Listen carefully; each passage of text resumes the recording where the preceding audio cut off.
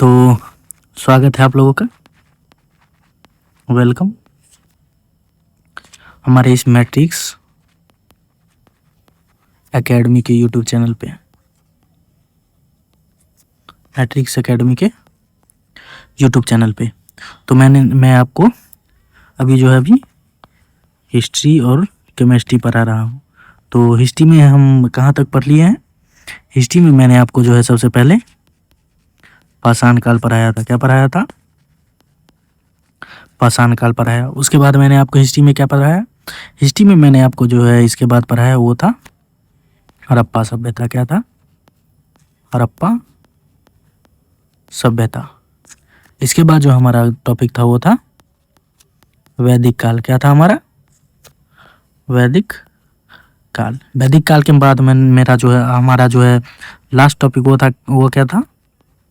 महाजनपद काल।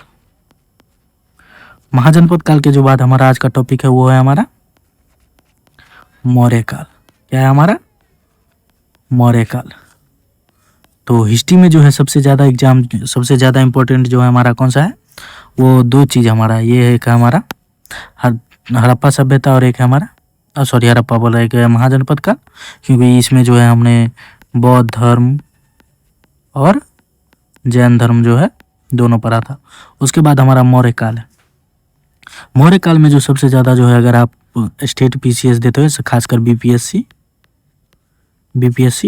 तो मौर्य काल से सबसे ज़्यादा क्वेश्चन बीपीएससी में पूछा जाता है। अगर आप बीपीएससी का एग्जाम दे रहे हैं तो बीपीएससी में आप 3 टॉपिक कवर करके चले जाइए। आपका मॉडर्न हिस्ट्री एंशिएंट हिस्ट्री जो है आपका लगभग वहाँ से क्वेश्चन बन जाएगा। एक है हमारा ये है महाजनपद काल और एक है हमारा मौर्य काल। और इसके आगे अगर आपको पढ़ना है तो वो पढ़िएगा आप गुप्त काल। बस इतना आप कवर करके चले जाइए। अगर आपके हिस्ट्री में जो है 5 क्वेश्चन आया तो उसमें से 3 क्वेश्चन आपको बन जाएगा, लेकिन 2 नहीं बनाएगा। 2 क्यों नहीं बने? क्योंकि पूरा हिस्ट्री 2 क्वेश्चन के लिए आपको पूरा जो है एंशिएंट हिस्ट्री पढ़ना पड़ेगा। तो हमारा इम्पोर्टेंट हो जाता है कौन सा?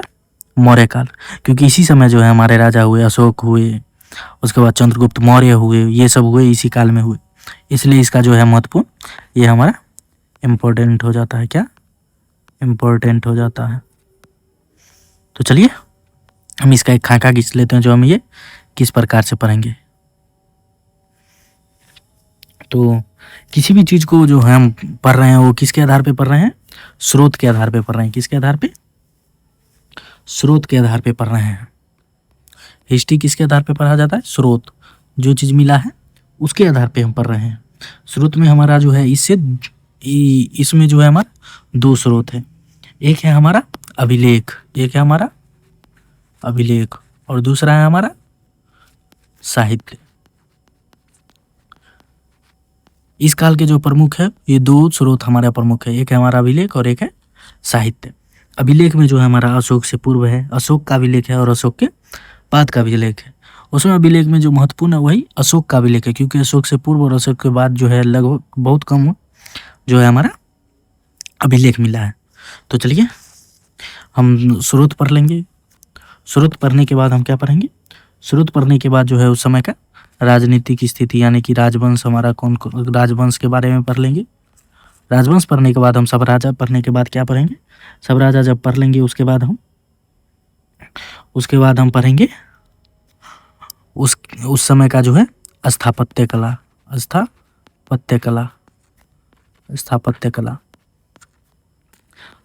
कला में जो हम पढ़ेंगे मूर्ति कला हुआ, क्या हुआ चित्रकला, क्या हुआ चित्रकला। उसके बाद हम पढ़ेंगे जो है स्तूप। उसके बाद पढ़ेंगे जो हम बहुत चीज़ है इसमें आगे। तो चलिए बिना समय गवाए हम अपनी चीज़ को शुरू करते हैं। तो सबसे पहला चीज़ है हमारा जो है स्रोत, यानी कि अभिलेख जो हमारा देख लीजिए। अभिलेख जो हमारा प्रसिद्ध हुआ था वो हुआ था अशोक के काल में ही। तो इसलिए जो अभिलेख के काल को जो है अभिलेख का शुरुआत माना जाता है। इसलिए अभिलेख को जब हम विभाजित करते हैं तो अशोक को जो है मुख्य बिंदु मानते हैं, यानी अशोक से पहले कुछ अभिलेख, अशोक के बाद कुछ अभिलेख। तो अभिलेख जो हमारा अशोक के समय क्या अभिलेख था, अशोक से पहले हमारा क्या अभिलेख था, तो अशोक पूर्व। अशोक के पूर्व कौन कौन सा अभिलेख था, और अशोक के बाद, अशोक पश्चात, अशोक पश्चात हमारा कौन कौन सा अभिलेख था। अशोक से पूर्व जो हमारा, अशोक से पूर्व हमारा 2 अभिलेख था, जो हमें एक मिला है महास्थान से और एक मिला है हमारा सहगौरा से। अशोक से पूर्व 2 स्थान से हमें अभिलेख मिले, एक मिला है हमें महास्थान और दूसरा है हमारा महास्थान और एक है हमारा सहगौरा। कहाँ है, सहगौरा। महास्थान कहाँ है हमारा, महास्थान जो है अभी वर्तमान में जो है वो बांग्लादेश में, कहाँ है हमारे, बांग्लादेश में है वर्तमान में। और सहगौरा हमारा कहाँ है, सहगौरा वर्तमान यूपी में है। तो ये माना जाता है जो ये दोनों अभिलेख जो था, ये दोनों अभिलेख चंद्रगुप्त मौर्य के काल के हैं। ये दोनों अभिलेख किसके काल के हैं, चंद्रगुप्त मौर्य के काल के हैं, चंद्रगुप्त मौर्य के काल के ये दोनों अभिलेख हैं। दोनों अभिलेख में जो है क्या लिखा गया है, तो दोनों अभिलेख में जो है अकाल के बारे में लिखा गया है, उसके बाद अन्नागार के बारे में लिखा गया है, अन्नागार के बारे में लिखा गया है। और अशोक का तो हम अभी बताएंगे क्योंकि अशोक में बहुत सारे हैं। अशोक के पश्चात जो है हमारा, अशोक के पश्चात जो है एक हमें प्राप्त होता है रुद्रदामा का अभिलेख, वही हमारा अशोक के पश्चात है रुद्रदामा का अभिलेख, रुद्रदामा का अभिलेख, रुद्रदामा का अभिलेख। ये जो है इसमें जो है सुदर्शन झील के बारे में बताया गया है, किसके बारे में, सुदर्शन झील के बारे में बताया गया है। अगर बात किया जाए जो अशोक के समय के अभिलेख कैसा था, तो अभिलेख अशोक के समय का अभिलेख जो है बहुत स्थानों से प्राप्त हुआ है, जिसमें से प्रमुख स्थान जो है हमारा वो है, थोड़ा माफ कीजिएगा, थोड़ा जो है गला खराब है जिस कारण से आप लोगों को थोड़ा जो है परेशानी का सामना करना पड़ सकता है, लेकिन हम भरपूर कोशिश करेंगे जो आपको परेशानी ना हो। तो अशोक के जो है अभिलेख है, अशोक ने 8 स्थान पे जो है 8 स्थान पे जो है 14 आदेश उकरवाए थे, 14 आदेश दिए थे, वही हमारा प्रमुख अशोक का अभिलेख है। उसके पश्चात भी है, लेकिन आपके एग्जाम में वही 8 स्थान से आपको पूछा जाएगा, और 14 आदेश कौन कौन सा था वो पूछा जाएगा, लेकिन उतना डिटेल आपको अगर बीपीएससी का तैयारी कर रहे हैं तो वो आपको उस बीपीएससी में पूछा जाता है। लेकिन आपका जो है इस रेलवे में जो केवल 13वां अभिलेख पूछा जाता है, क्योंकि उसमें पृथक है, यानी कि एक जगह कहीं और है, कहीं कुछ और लिखा गया है और दूसरी जगह कुछ और लिखा गया है। तो पहले हम देख लेते हैं जो ये हमारा 8 स्थान कौन कौन सा है। तो सबसे पहले हमारा, चलिए ऊपर से शुरू करते हैं, भारत के ऊपर में है हमारा यूके यानी कि उत्तराखंड, वहाँ से हमें मिला है कालसी नामक स्थान से जो है हमें पहला प्राप्त हुआ है। उसके बाद हमारा देख लीजिए यूके के उधर जो है हमारा पाकिस्तान है, पाकिस्तान में से जो है हमें 2 स्थान है पाकिस्तान में जहाँ से हमें अशोक के अभिलेख मिले। पहला है हमारा मानसेहरा और दूसरा है शहबाजगढ़ी। पहला है हमारा मानसेहरा और दूसरा है शहबाजगढ़ी। क्या है, शहबाजगढ़ी। उसके बाद हमारा पाकिस्तान के बाद जो हो गया है वो हो गया, उसके नीचे आ जाइए, उसके नीचे है हमारा गुजरात, यानी कि गुजरात से कौन सा स्थान मिला है हमें, गुजरात में जो है गिरनार से हमें मिला है, गुजरात में गिरनार से हमें अशोक के अभिलेख मिले हैं। गुजरात के बाद आप आ जाइए महाराष्ट्र, गुजरात के बाद आप आ जाइए महाराष्ट्र, महाराष्ट्र से जो मिले हैं हमें, महाराष्ट्र के सोपारा से जो हमें अभिलेख मिले हैं, महाराष्ट्र के सोपारा से हमें अभिलेख मिला है। उसके बाद नीचे आ जाइए आप साउथ साइड में, तो वहाँ पे आंध्र प्रदेश में एर्रागुडी है, एर्रागुडी वहाँ से हमें अभिलेख प्राप्त हुए हैं आंध्र प्रदेश के बाद। उसके बाद जो है इधर आ जाइए आप पूर्व में, तो पूर्व में है उड़ीसा, उड़ीसा जो में है, उड़ीसा से जो हमें 2 स्थानों से मिले हैं, उड़ीसा के 2 स्थानों से अभिलेख मिले हैं, जिसमें पहला है हमारा जोगढ़ और दूसरा है धौली। हमारा पहला है जोगढ़ व धौली। तो ये हमारा 8वां स्थान है जहाँ से अशोक के काल के आदेश मिले हैं। और 14 आदेश में जो है हमारा जो है पहला आदेश था, जो 14 आदेश में से जो यहाँ लिख देते हैं हम दूसरा कलर से, 14 आदेश में जो फर्स्ट आदेश था वो था जो पशु हत्या पर रोक। क्या था, पशु हत्या पर रोक, पशु हत्या पर रोक, ये तो आपको पूछा जाएगा। और एक हमारा पूरा पूछा जाता है 13वां क्या था, 13वां था पृथक शिलालेख था हमारा, पृथक शिलालेख, पृथक था, पृथक लेख था उस पर। 13वां हमारा कहाँ था, 13वां हमारा था जोगढ़ से मिला था, कहाँ से, उड़ीसा, उस समय के कलिंग से। तो ये था हमारा अभिलेख। इसी के आधार पे जो है हम मौर्य काल के बारे में पढ़ते हैं। और एक हमारा जो हो गया, इसके बाद जो हमारा हो जाता है अभिलेख, ये तो हो गया अभिलेख। दूसरा चीज मैंने आपको क्या बताया था, दूसरा मैंने आपको बताया था साहित्य। क्या बताया था दूसरा मैंने आपको, दूसरा मैंने आपको बताया था प्रमुख साहित्य। तो साहित्य में अगर बात किया जाए प्रमुख साहित्य कौन कौन सा था, तो आइए ऊपर देख लेते हैं हम, इसको मिटा देते हैं।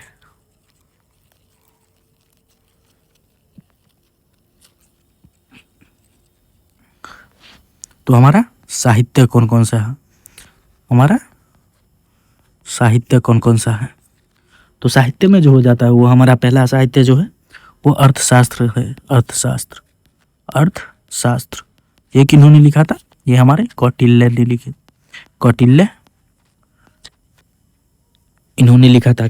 कौटिल्य ने क्या लिखा था, अर्थशास्त्र। उसके बाद जो है इंडिका, क्या है, इंडिका, इंडिका नाम का एक पुस्तक है, वो किसने लिखा था, वो मेगास्थनीज ने लिखा था, मेगास्थनीज ने लिखा था। उसके बाद हमारा है बौद्ध साहित्य और जैन साहित्य, बौद्ध व जैन साहित्य, बौद्ध व जैन साहित्य से इस सब की जानकारी मिलती है। उसके बाद जो है हमारा आ जाइएगा तो चीनी यात्री जो आए थे उनके अभिलेख, उनके जो है पुस्तक से भी कुछ साक्ष्य मिलते हैं मौर्य काल के। उसके बाद हमारा हो गया जो है पुराण से भी इसके साक्ष्य मिलते हैं।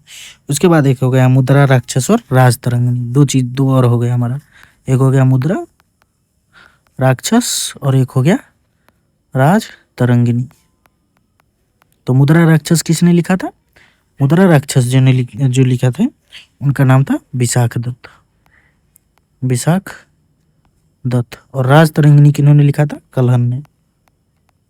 तो आपके एग्जाम में ये भी पूछ सकता है जो अर्थशास्त्र किसने लिखा, कौटिल्य ने, इंडिका, मेगास्थनीज, मुद्रा राक्षस, विशाख दत्त, राजतरंगिणी, कलहन। तो हमारा साहित्य जो हो गया, साहित्य हो गया हमारा अर्थशास्त्र।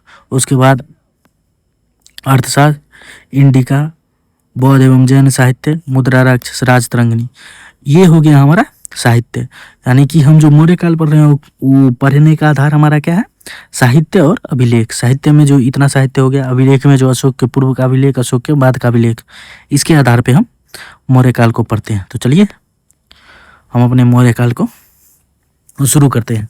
मौर्य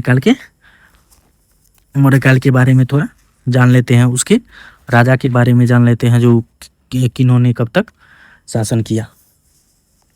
तो हमारा जो है देख लीजिए, हमारा आज का टॉपिक क्या है, हमारा आज का टॉपिक है मौर्य काल। क्या है, मौर्य काल। मौर्य काल देख लीजिए, ये जो है कब से कब तक था, 322 ईसा पूर्व से लेके 185 ईसा पूर्व तक। प्राचीन भारत का प्रथम साम्राज्य, यानी कि इससे पहले कोई इतना बड़ा साम्राज्य नहीं था जो इतने व्यापक स्तर पर हुई है। इसका विस्तार जो है हमारा, अगर आप यूपी बिहार से ले जाइए अफगानिस्तान तक, नीचे नीचे चले जाइए आप कन्याकुमारी तक, इतना विस्तार पूरे भारत और अफगानिस्तान पर जो है इसका कंट्रोल था, मौर्य साम्राज्य का कंट्रोल था। तो सबसे बड़ा साम्राज्य था उस समय का, पहला भी था और सबसे बड़ा साम्राज्य भी था। कौन था हमारा, मौर्य साम्राज्य। मौर्य साम्राज्य की राजधानी कहाँ थी हमारी, मौर्य साम्राज्य की राजधानी कहाँ थी, तो मौर्य साम्राज्य की राजधानी जो थी वो थी पाटलिपुत्र, वर्तमान पटना जिसको कहा जाता है पाटलिपुत्र, अभी पटना यानी कि बिहार में था इसका राजधानी। स्थापना किसने किया था, चंद्रगुप्त मौर्य ने किया था। कब किया था, 322 ईस्वी में। और किसको मार के किया था, चंद्रगुप्त मौर्य ने किया था। और किनको मारा था इन्होंने, जो धनानंद थे, धनानंद को मारकर, धनानंद को मारकर इन्होंने क्या किया था, मौर्य साम्राज्य की स्थापना की थी। और इनके गुरु कौन थे, इनके गुरु थे कौटिल्य, जिनको धनानंद ने सभा में बेइज्जती करके निकाला था। तो स्थापना किन्होंने किया? चंद्रगुप्त मौर्य ने किया।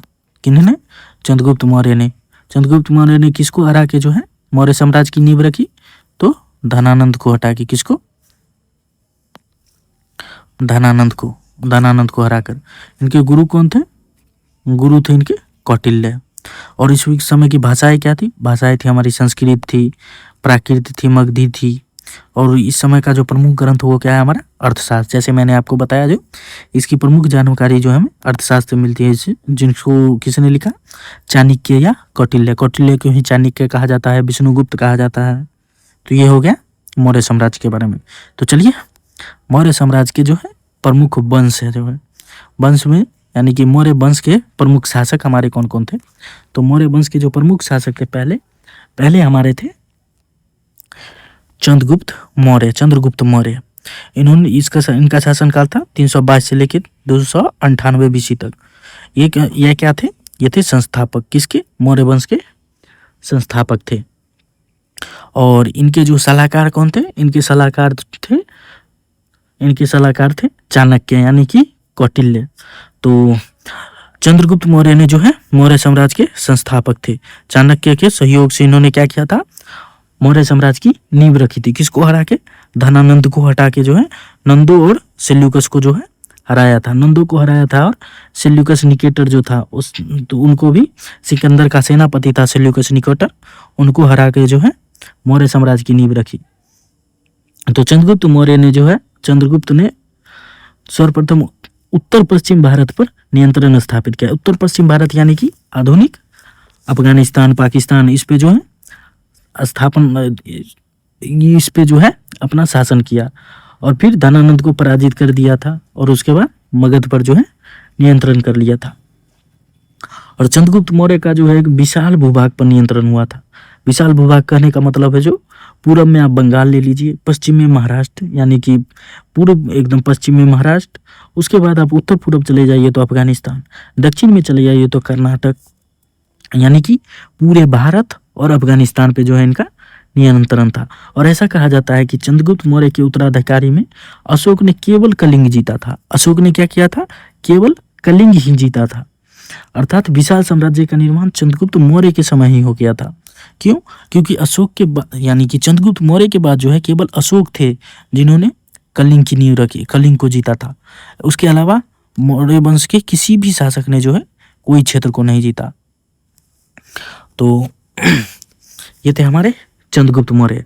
और चंद्रगुप्त मौर्य की एक प्रसिद्ध कहावत भी है, जो उन्होंने दहेज में जो है अफगानिस्तान का कंधार लिया था। तो चंद्रगुप्त मौर्य ने जो है ये इनको सेल्यूकस निकेटर को हराया था और इनकी बेटी से जो है विवाह भी कर लिया था। और दहेज में जो है अफगानिस्तान का जो वर्तमान कंधार शहर है उसको दहेज के रूप में उन्होंने लिया था। उस समय भी दहेज प्रचलित में था। तो यही जो है चंद्रगुप्त मौर्य के दरबार में जो है यूनानी शासक जो थे सेल्यूकस निकेटर, उन्होंने क्या भेजा था? एक दूत भेजा था, जिनका नाम क्या था? इन्होंने सेल्यूकस निकेटर ने क्या भेजा था? एक दूत भेजा था जिनका नाम था मेगास्थनीज। क्या था? मेगास्थनीज थे। मेगास्थनीज जिन्होंने इंडिका लिखा है। और यूनानी स्रोत में अगर जाइएगा तो चंद्रगुप्त मौर्य के जो है सेंड्रोकोटस के नाम से भी जाना जाता है। चंद्रगुप्त मौर्य को और किस नाम से जाना जाता है? सेंड्रोकोटस के तौर पे जाना जाता है। तो यूनानी लोग चंद्रगुप्त मौर्य को सेंड्रोकोटस के नाम से जानते थे। तो सबसे पहले कौन थे जिन्होंने चंद्रगुप्त मौर्य को जो है सेंड्रोकोटस के रूप में जो है पहचाना था? जो सेंड्रोकोटस यानी कि चंद्रगुप्त मौर्य ही है। तो वो प्रथम थे विलियम जोन्स। विलियम जोन्स ने सर्वप्रथम सेंड्रोकोटस की पहचान जो है चंद्रगुप्त मौर्य से की थी, कि सेंड्रोकोटस जिसको कहा जाता है वो चंद्रगुप्त मौर्य ही है। तो ये थे हमारे चंद्रगुप्त मौर्य। अब हमारे जो है वो है बिंदुसार। क्या है ये? बिंदुसार। तो बिंदुसार का शासनकाल देख लीजिए 298 से कब तक था? 298 से लेके 272 तक। इन्होंने जो है अमित्रघात की उपाधि धारण की थी। किसकी उपाधि? अमित्रघात की उपाधि धारण की थी। बिंदुसार जो थे चंद्रगुप्त के पुत्र थे। और बिंदुसार ने जो है दक्कन के 16 राज्य जीते। इन्होंने जो है अमित्रघात की उपाधि धारण की। अमित्रघात का मतलब क्या होता है? शत्रु विनाशक, यानी कि शत्रुओं का नाश करने वाला। उसकी क्या किया था उन्होंने जो है इसकी उपाधि धारण की थी। और इन्होंने जो है आजीवक संप्रदाय को क्या किया था, आजीवक संप्रदाय के अनुयायी थे। ये कौन थे, आजीवक संप्रदाय के अनुयायी थे, आजीवक संप्रदाय के अनुयायी थे। और ये जो थे ये जैन धर्म के अनुयायी थे। किसके थे, ये जैन धर्म के अनुयायी थे। और सीरिया के जो है डायमेकस, यानी कि डायमेकस नामक राजदूत इसके दरबार में आया था। सीरिया से जो है डायमेकस नामक राजदूत भी जो है बिंदुसार के दरबार में आए थे। सीरिया से एक शासक ने डायमेकस अपने राजदूत को भेजा था, जिसका नाम क्या था, डायमेकस। तो इसके बाद हमारा जो है बिंदुसार का उतना योगदान नहीं है मौर्य वंश में जितना जो है चंद्रगुप्त मौर्य अशोक का है।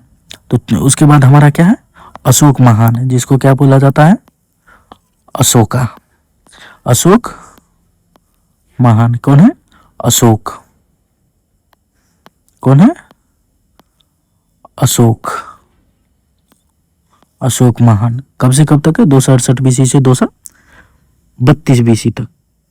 तो अगर बात किया जाए तो इसको जो है भारतीय इतिहास में जो है अशोक की पहचान एक महत्वपूर्ण शासक के रूप में होती है, महत्वपूर्ण एवं सर्वश्रेष्ठ शासक के रूप में होती है। और अशोक ने जो है 261 ईस्वी में जो है कलिंग युद्ध किया था, और इसमें लगभग 1 से 1.5 लाख सैनिक को जो है इन्होंने मार दिया था। जिसके बाद इनका हृदय परिवर्तन हुआ और इन्होंने जो है धम्म नीति अपनाई। कौन सी नीति अपनाई, धम्म नीति अपनाई। और अपने बेटे से जो कहा युद्ध नहीं लड़ना है, शांति के रास्ते पे चलना है। इसी के लिए उन्होंने अपने बेटे और पुत्री को जो है श्रीलंका भी भेजे थे। और बौद्ध धर्म, ये जो है ये देख लीजिए, अशोक कौन से धर्म को मानते थे, बौद्ध धर्म को। बिंदुसार किसको, आजीवक संप्रदाय को मानते थे।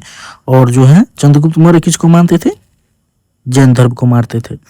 और अशोक को जो है एक महान शासक के रूप में क्यों जाना जाता है, महान शासक के रूप में इसलिए जाना जाता है क्योंकि उन्होंने बहुत सारे ऐसी नीति बनाई जिसको लोगों में प्रेरणा मिली, यानी कि प्रोत्साहन दिया लोगों ने जिसको। जैसे उन्होंने बोला जो अहिंसा की नीति पर बल दो, और उत्तराधिकारी को युद्ध न करने की भी सलाह दी, यानी कि बोले जो युद्ध नहीं करो, अहिंसा के रास्ते पे चलो, प्रजा के कल्याण के बारे में सोचो। अगर कोई राजा जो है प्रजा के कल्याण के बारे में सोच रहा है तो कोई जनता भूखी होगी जो उसको अच्छा न बोलेगी और उसकी प्रशंसा न करेगी। इस कारण से भी अशोक को जो है महान शासक बोला जाता है। और अशोक जो है कल्याणकारी कार्य भी करते थे। जैसे उन्होंने क्या किया था, वृक्ष रोपवाया था, कुआं का निर्माण किया था, चिकित्सा की व्यवस्था करवाई थी। और अच्छे, अगर कोई कैदी जो है जिसको कैद में रखा गया था, अगर उस कैदी का जो है आचरण अच्छा होता था तो अशोक क्या करते थे, उस कैदी को छोड़ भी देते थे। और बौद्ध धर्म के अनुयायी अगर थे, मान लीजिए अगर कोई भी शासक है जो बौद्ध अपने धर्म को मान रहा है, जैसे मान लीजिए कोई भी जो है, हम हिंदू हैं, हम हिंदू को मान रही है, तो अगर कोई भी धर्म आएगा तो उसको हम हीन भावना से देखेंगे।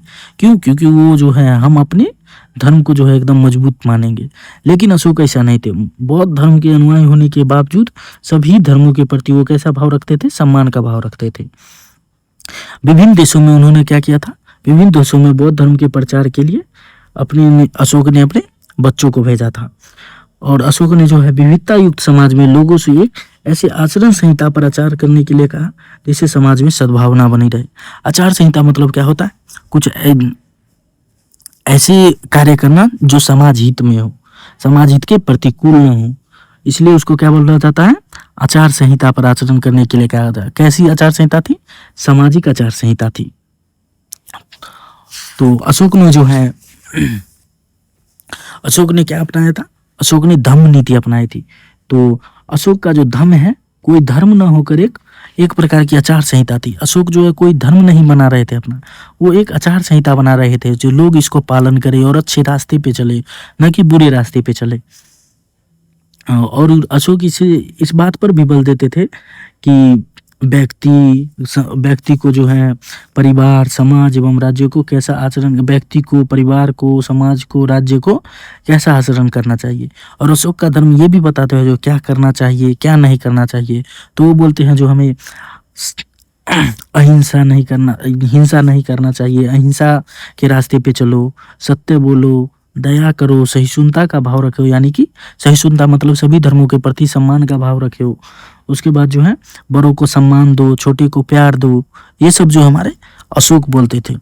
लेकिन एक समय था जब वो 261 में जो कलिंग का युद्ध था, उस समय जो छोटे बड़े उन्होंने कुछ नहीं देखा, लगभग 1 से 1.5 लाख व्यक्ति को जो है उन्होंने मौत के घाट उतार दिया था। क्यों?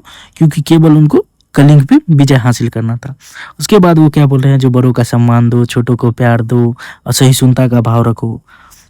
और उसी अशोक ने अपनी धम्म नीति में ही क्या बताया, अशोक अपनी धम्म नीति में ही बताते हैं जो क्या नहीं करना चाहिए। तो बोलते हैं क्रोध मत करो, घमंड अपने आप पे मत करो, और किसी से ईर्ष्या न रखो। क्योंकि अगर किसी भी व्यक्ति को किसी व्यक्ति से लड़ाई हो रही है तो उसका जो मूल कारण होता है वो 3 ही होता है। या तो उसके प्रति वो व्यक्ति क्रोधित है, या उसको अपने अंदर घमंड जो है हम उससे ज़्यादा शक्तिशाली है, और तीसरा है जो वो व्यक्ति उससे ईर्ष्या करता है, जो वो हमसे बड़ा कैसे हो गया। यही मूल कारण है जिस कारण से कोई भी व्यक्ति के बीच जो है झड़प होती है या हिंसा होती है। तो यही अशोक बोलते हैं जो क्रोध नहीं करो, घमंड नहीं करो, ईर्ष्या नहीं करना चाहिए, और समय समय पर जो है व्यक्ति को आत्म परीक्षण करना चाहिए। व्यक्ति को समय समय पर अपने अंदर झांकना चाहिए, जो हमें कोई कमी तो नहीं है, अगर कुछ कमी है तो उसको सुधारना चाहिए। तो ये थे हमारे अशोक। उसके बाद जो है हमारे जो शासक थे, ये तो बृहदत्त हमारे लास्ट शासक थे। उसके बाद जो थे वो थे हमारे कुणाल। कौन थे? कुणाल। कुणाल के बाद जो है उन्होंने अपने प्रांत को 2 भागों में बांट दिया था। पहला हमारा प्रांत कौन था? पाटलिपुत्र पे पाटलिपुत्र था, और उसके बाद हमारा एक था, पाटलिपुत्र के बाद था उज्जैन। क्योंकि उस समय का जो मौर्य साम्राज्य बहुत ही बड़ा था, तो एक ही स्थान से यानी कि पाटलिपुत्र से ही शासन करना जो है आसान नहीं था। पाटलिपुत्र पे जो फिर उसके बाद किसने शासन किया? दशरथ। उसके बाद उन्होंने जो है बृहद्रथ, यही बृहद्रथ ने पाटलिपुत्र पे शासन किया, जो हमारे गुप्त मौर्य काल के अंतिम शासक भी। और उज्जैन पे जो है संप्रति ने शासन किया। कौन? संप्रति ने भी शासन किया। तो ये थे हमारे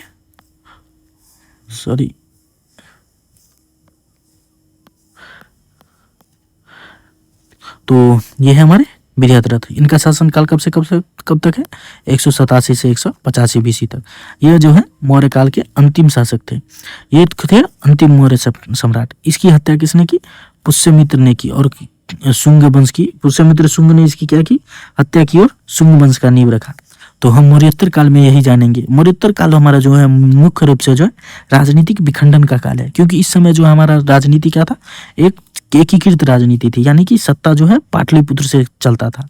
लेकिन जब धीरे धीरे मौर्य साम्राज्य कमजोर होने लगा, तो छोटे छोटे राज्य में मौर्य का साम्राज्य था बिखरने लगा। उसी के क्रम में जो है विदेश से भी कुछ लोग आए जिन्होंने शासन किया। तो वही हमारा मौर्योत्तर काल क्या है? राजनीतिक विखंडन का काल। उसमें हम कुछ विदेशी वंश को भी पढ़ेंगे, कुछ अपने देशी वंश को भी पढ़ेंगे। तो चलिए, तो पुष्यमित्र शुंग ने क्या किया था? बृहद्रथ की हत्या की और शुंग वंश की स्थापना कर ली। तो ये थे हमारे पुष्यमित्र शुंग। तो ये था हमारा मौर्य वंश के प्रमुख शासक। तो अधिकतर क्वेश्चन जो है आपको यहीं से ही मिल जाएगा, लेकिन हम आपको आगे भी बताते हैं जो मौर्य साम्राज्य का विस्तार और कहाँ था, उसके बाद उस समय की प्रशासनिक व्यवस्था कैसी थी। तो चलिए देखते हैं मौर्य साम्राज्य का विस्तार। मौर्य साम्राज्य का विस्तार कहाँ था? उत्तर पश्चिम में जो है अफगानिस्तान, कंधार, बलूचिस्तान तक था। जैसे मान लीजिए एक छोटा सा मैप मैं आप लोगों को बना के बता देता हूँ। ये है हमारा भारत,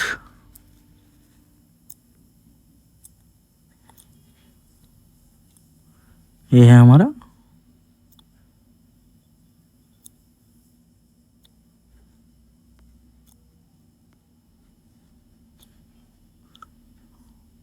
जैसा बन रहा है अभी वैसा देख लीजिए, क्योंकि मुझे भी बहुत अच्छे से मैप नहीं आता है।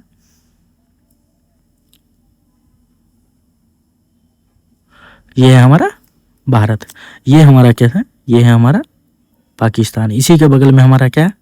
इसी के बगल में जो है हमारा है अफगानिस्तान।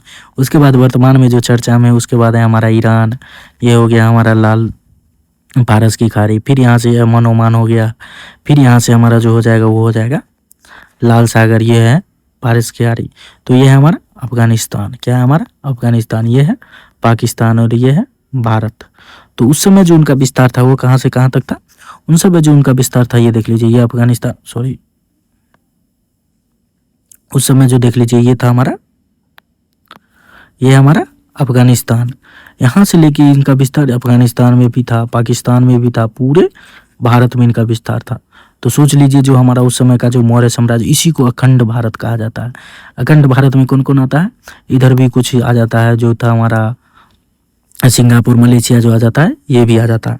तो देख लीजिए इनका विस्तार कहाँ था, उत्तर पश्चिम, यानी कि आपको अगर सीमा पता होगा तो देख लीजिए ये हमारा सीमा होता है, ये ईस्ट वेस्ट नॉर्थ और साउथ, उत्तर पश्चिम ये वाला हो गया। तो उत्तर पश्चिम देख लीजिए, उत्तर पश्चिम जो है हमारा ये अफगानिस्तान में कहाँ तक था, कंधार तक था, बलूचिस्तान पाकिस्तान में। उत्तर में आप जाइएगा तो क्या था, हिमालय पर्वत था, तक्षशिला इसकी राजधानी थी, उत्तर की राजधानी। और दक्षिण में जाइए तो दक्कन का पठार, गोदावरी नदी, ये दक्कन का पठार पूरा गोदावरी नदी तक था। पश्चिम में जो हमारा जाइएगा तो उज्जैनी प्रांतीय विस्तार, उज्जैनी कहा था हमारा महाराष्ट्र में था।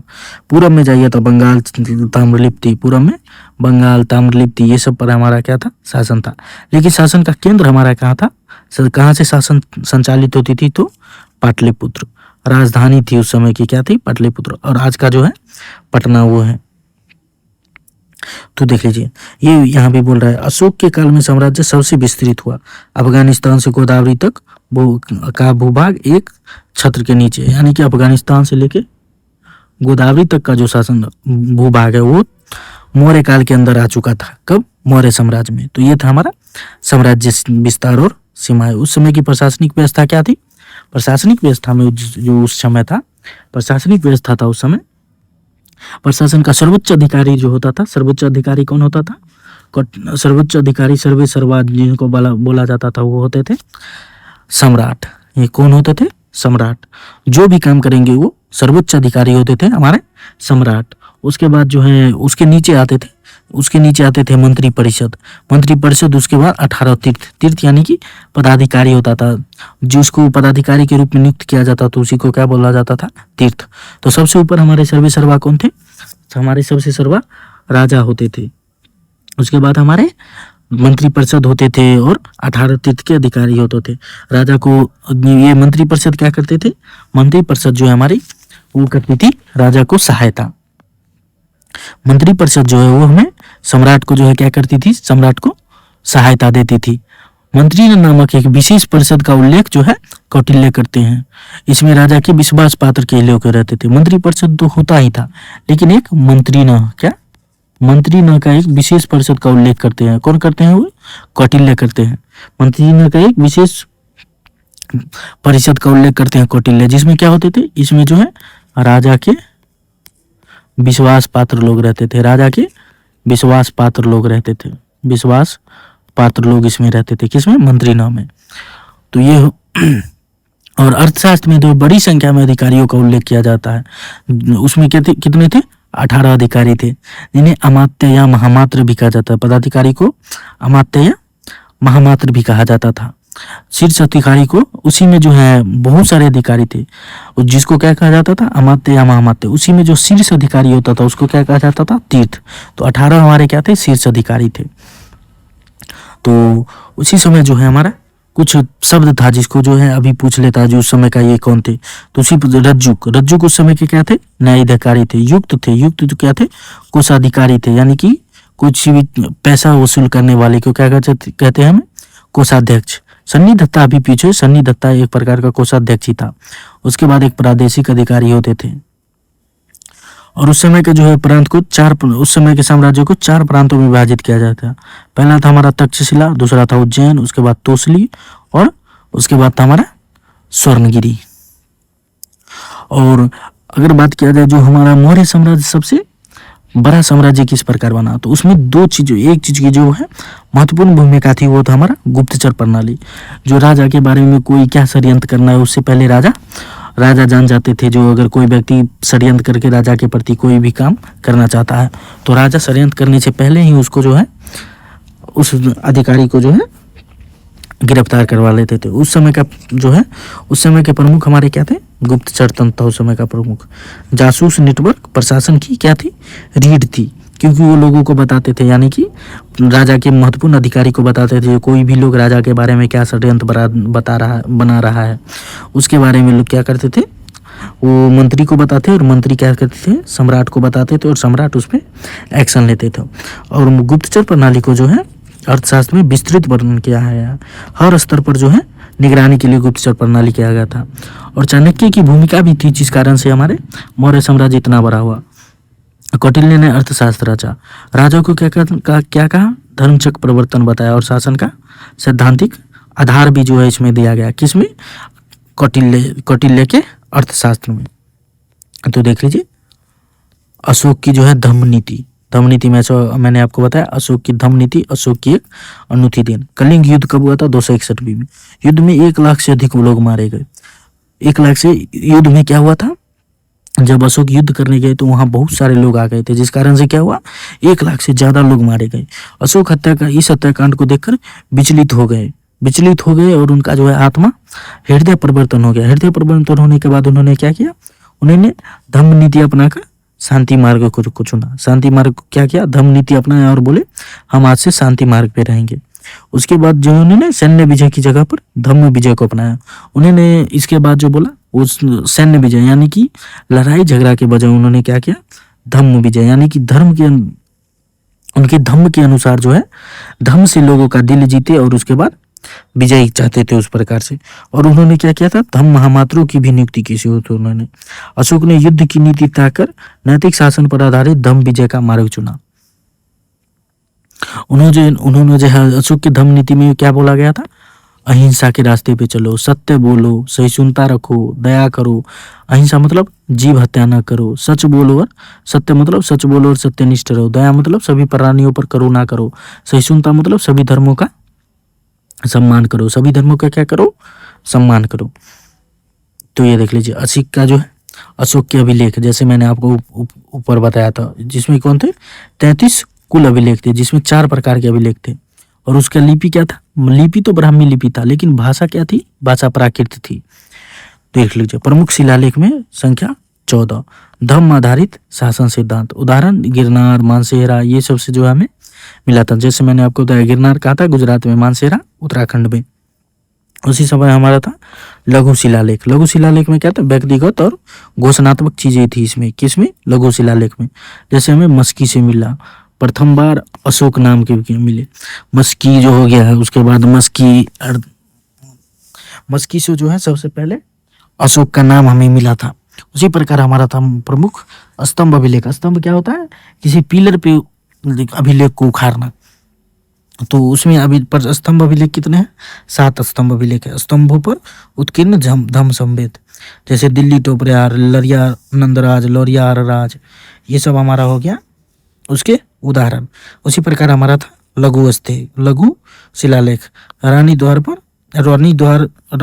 द्वारा कर माफी का उल्लेख करना। रानी द्वारा जो है लघु स्तंभ में क्या लिखा गया, रानी द्वारा कर माफी का उल्लेख कहाँ से मिला है, रुम्मनदेही यानी कि लुम्बनी से मिला है। शिलालेख 13 में जो क्या है, कलिंग युद्ध के पश्चात जो है उसके बारे में जो है उल्लेखित है। कलिंग शिलालेख 5 में क्या है, धम्म महामात्र की नियुक्ति है। रुम्मनदेही में क्या है, लुम्बनी में कर माफ करना। तो ये था हमारा अशोक के अभिलेख। आप इसको याद कर लीजिएगा, यहाँ से जो है एग्जाम में क्वेश्चन पूछा ही जाता है। तो उस समय की जो है आर्थिक व्यवस्था कैसी थी, उस समय क्या आर्थिक व्यवस्था कैसी थी। तो कृषि में जो था भू राजस्व लिया जाता था, जिसको क्या बोला जाता था, बलि बोला जाता था या भाग। भाग कैसा हो जाता, भाग कितना होता था, भाग जो है वो 1/8 होता था। उस समय जो है सिंचाई किया जाता था। सिंचाई पे भी क्या था हमारा लगान, यानी कि अशोक ने क्या किया था, झील का भी निर्माण कराया था। तो उसके लिए वो क्या करते थे, झील के भी लिए भी थोड़ा कर लेते थे, यानी कि ऊपरी कर भी लिया जाता था, लगान भी लिया जाता था लोगों से। लगान किस लिए, क्योंकि लोग जो है झरना का यूज करते थे, रास्ते का यूज करते थे, जिस कारण से उससे लगान भी लिया जाता था। और एक प्रकार का जो है आपातकालीन कर भी लिया जाता था। आपातकालीन कर क्यों, क्योंकि अगर भी कोई भी राज्य में जो अगर कोई आपातकालीन स्थिति आ जा गया तो उस समय उस स्थिति से निकलने के लिए राज्य के पास पैसा होना चाहिए। पैसा होने के लिए वो कर लगाते थे। किस पे कर लगाते थे, लोगों पे कर लगाते थे। उसमें प्रमुख अधिकारी कौन थे, समाहर्ता थे। जैसे महाराजस्व अधिकारी। समाहर्ता क्या करते थे, राजस्व वसूलते थे। सन्निधत्ता क्या थे, महाखजानी, यानी कि जो है कोषाध्यक्ष जिसको बोला जाता है। सन्निधत्ता क्या थे, कोषाध्यक्ष। कर ढांचे से विशाल सेना और प्रशासन का व्यय होता था। यानी कि कर से ही क्या करते थे, उसके पास जो सेना था, उसके पास जो प्रशासन के लोग थे, उसको क्या किया जाता था, उनको वेतन दिया जाता था, उस पर व्यय किया जाता था। तो अगर बात किया जाए जो उस समय की उद्योग के बारे में, तो उद्योग में खनन उद्योग था। यानी कि उस समय क्या था, हमारा मगध से जो है लोहा मिलता था, धातु मिलता था, जिससे हमारा उस समय का जो है खनन कार्य जो तेजी से बढ़ रहा था। वस्त्र में जो है बनारस, मथुरा, ये सब क्या थे हमारे, बनारस, मथुरा ये सब क्या थे, प्रमुख प्रमुख हमारे उद्योग वाले शहर थे, जहाँ से हमें वस्त्र के बारे में जानकारी मिलती है। कहाँ से, बनारस, मथुरा। उसके बाद जो है हथियार का निर्माण होता था। हथियार का निर्माण क्यों होता था, क्योंकि उस समय जो है मगध से जो है लोहा के साक्ष्य मिलते हैं, धातु के साक्ष्य मिलते हैं। अगर लोहा और धातु मिल रहा है तो लोग हथियार तो स्वाभाविक है जो बनाएंगे। उसके बाद पोत निर्माण का भी उल्लेख मिलता है। कहाँ, हमें मौर्य काल में। और मौर्य काल का व्यापार जो है बहुत ही सुव्यवस्थित था। यानी कि सड़क जल से भी व्यापार होता था, जल मार्ग से भी हमारा व्यापार होता था, गंगा नदी पर व्यापार होता था, जल मार्ग से जो है गंगा नदी से हमारा व्यापार होता था। उस समय का अगर बंदरगाह के बारे में बात किया जाए तो उस समय का बंदरगाह क्या था, हमारा ताम्रलिप्ति बंदरगाह था। क्यों, क्योंकि पोत निर्माण तो हो गया था। पोत निर्माण के बाद क्या था, हमारा उस बंदरगाह को चालू किया जाना। और ताम्रलिप्ति जो अभी कहाँ है, ताम्रलिप्ति वेस्ट बंगाल में है। उस समय जो आयात की वस्तु थी वो थी रेशम, मसाले, रत्न, ये सब हमारा कैसा था, आयात का वस्तु था।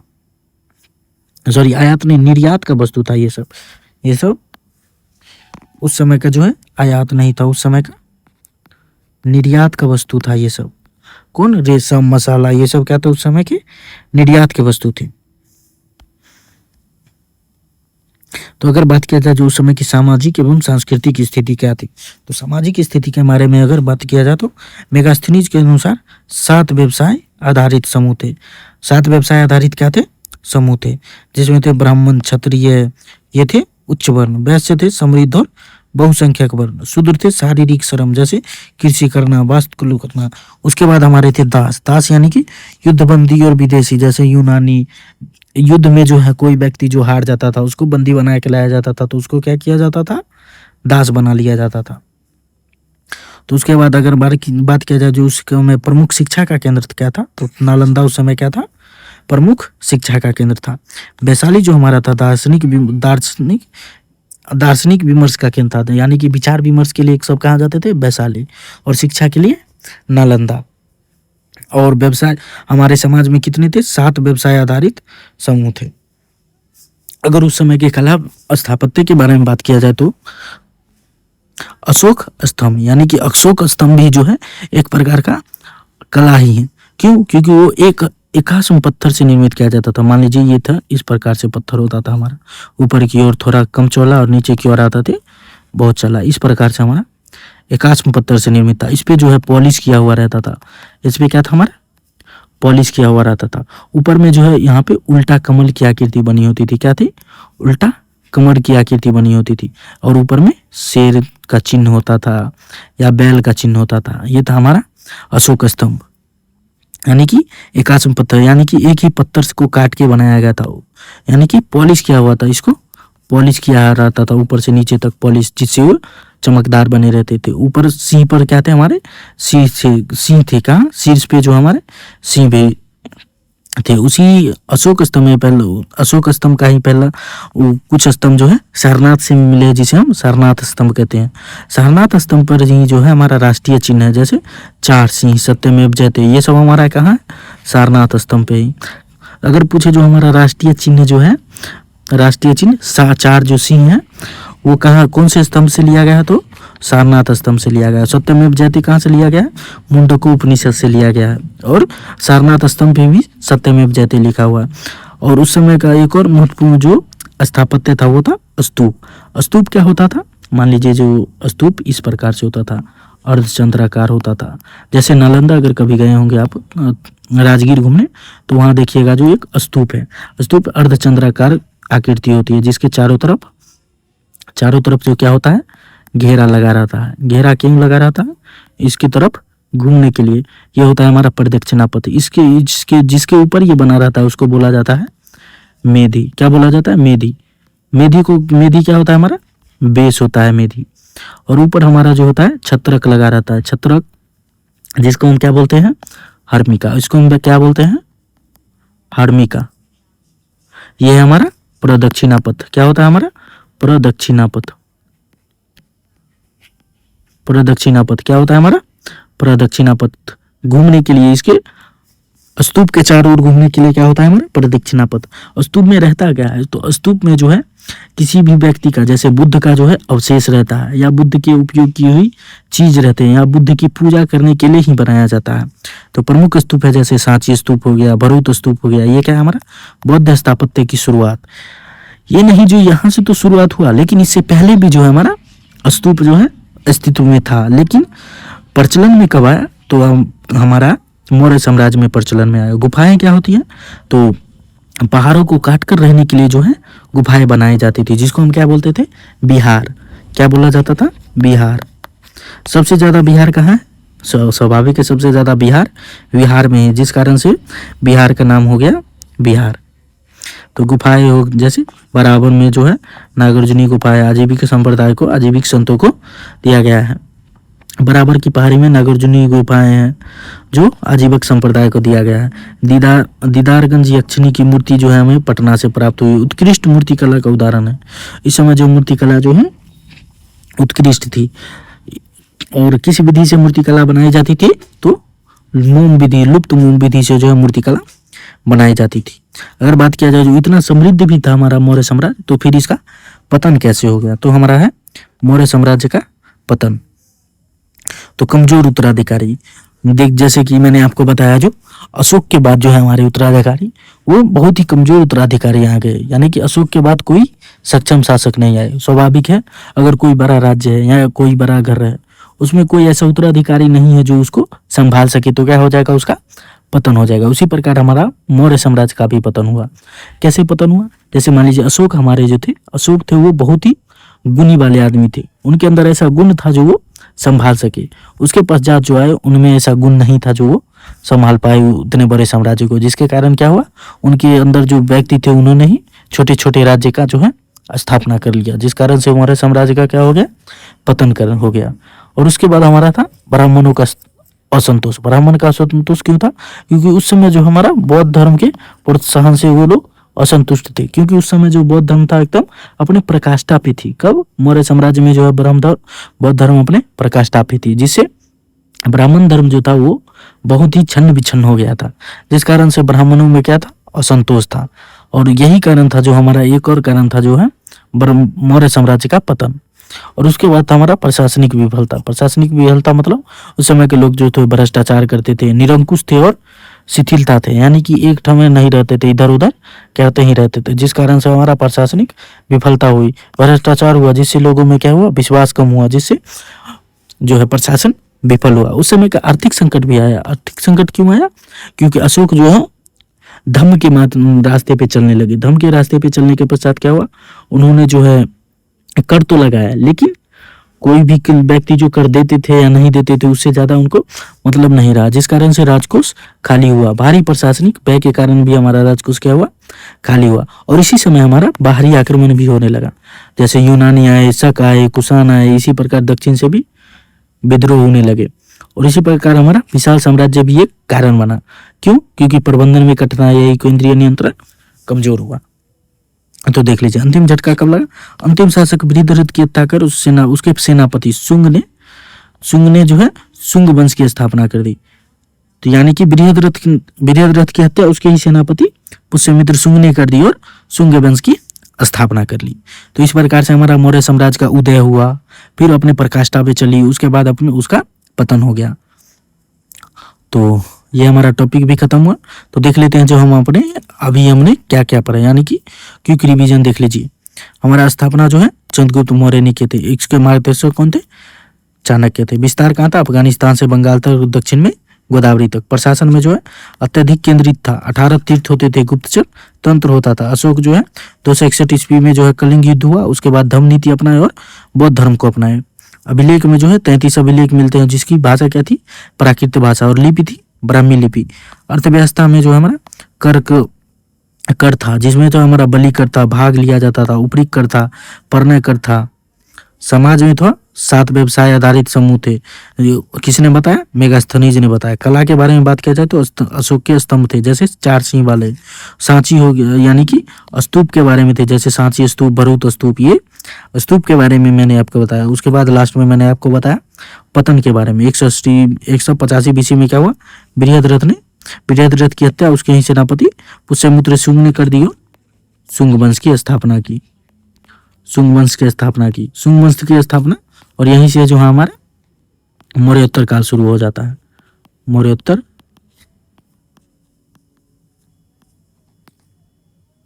काल शुरू हो जाता है। तो चलिए, थैंक यू।